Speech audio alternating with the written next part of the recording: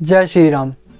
22 जनवरी 2024 को अयोध्या में भव्य राम मंदिर में प्राण प्रतिष्ठा होने वाली है प्रभु श्री राम की।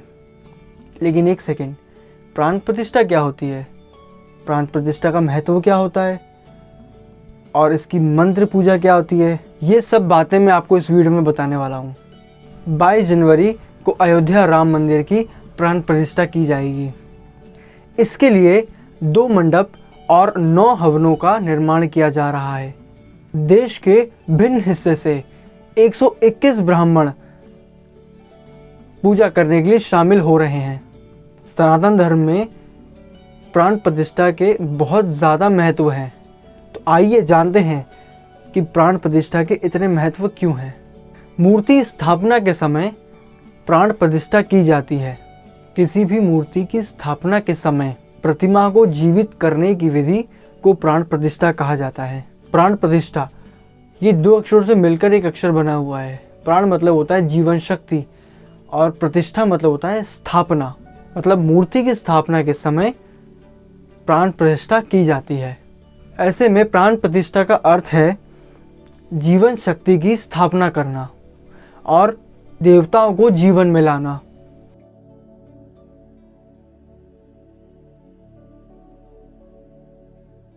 तो आइए जानते हैं कि प्राण प्रतिष्ठा का महत्व क्या है।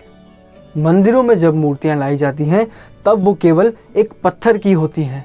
प्राण प्रतिष्ठा कर उन मूर्तियों को जीवित किया जाता है कि वे सिर्फ एक मूर्ति ना रह जाए या सिर्फ एक पत्थर का टुकड़ा ना रह जाए, बल्कि उनमें भगवान का वास हो।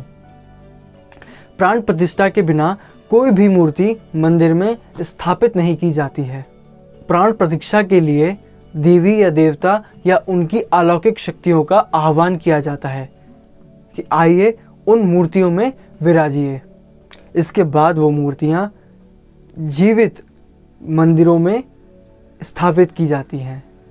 प्राण प्रतिष्ठा के कारण ये कहा जाता है कि एक पत्थर में भी ईश्वर का रूप आ सकता है।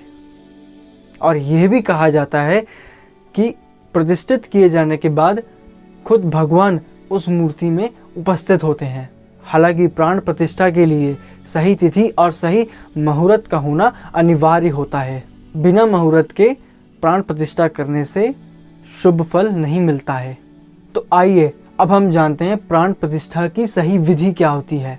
सबसे पहले गंगा जल या भिन्न पवित्र नदी के पानी से भगवान की मूर्तियों को स्नान कराया जाता है। फिर स्वच्छ वस्त्रों से मूर्तियों को पोंछकर उन्हें नवीन वस्त्र धारण कराए जाते हैं।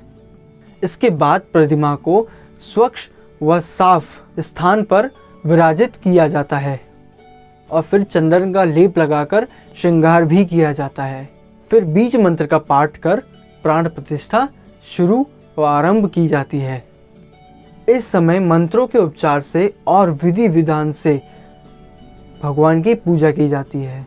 अंत में आदि आचरण करके प्रसाद को भक्तों में वितरित किया जाता है।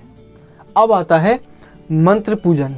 प्राण प्रतिष्ठा के समय कुछ विशेष और बहुत ही खास मंत्रों के उच्चारण से मूर्तियों की प्राण प्रतिष्ठा शुरू की जाती है। ये जो मंत्र हैं वो आपको नीचे यहाँ पे कहीं दिख रहे होंगे। ये मंत्रों के उच्चारण से, खास करके मंत्रों के उच्चारण से, या बहुत सारे ऐसे भी मंत्र होते हैं जिनके उच्चारण से प्राण प्रतिष्ठा आरंभ की जाती है।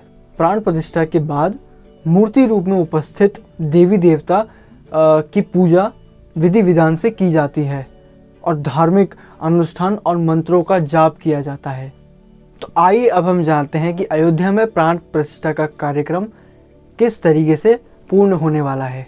अयोध्या में राम मंदिर के प्राण प्रतिष्ठा की प्रक्रिया में 2 मंडप और 9 हवन कुंड बनाए जा रहे हैं और इसी देश के भिन्न हिस्सों से 121 ब्राह्मण पूजा करने के लिए सम्मिलित होंगे। 22 जनवरी को 11 से 12 के बीच अभिजीत योग व मृगशीरा नक्षत्र में प्राण प्रतिष्ठा का कार्यक्रम संपन्न होगा और इसकी प्रक्रिया 16 जनवरी से शुरू हो जाएगी। 16 जनवरी सरयू नदी के तट पे 10 विध स्नान और विष्णु पूजन और गौदान भी किया जाएगा।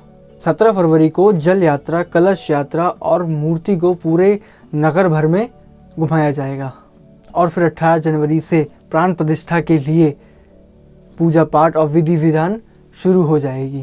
प्रमुख संतों के अनुसार प्रभु श्री राम का जन्म अभिजीत योग में हुआ था और 22 जनवरी को यह योग धीर समय तक के लिए है और अतः प्राण प्रतिष्ठा के लिए 22 जनवरी का ये दिन चुना गया है और आप और हम इस दिन का बेसब्री से इंतज़ार कर रहे हैं, जो कि बहुत जल्द ही आने वाली है। अगर आपको मेरी इस वीडियो से एक वैल्यू ऐड हुई हो तो कमेंट में लिखिएगा। जय श्री राम।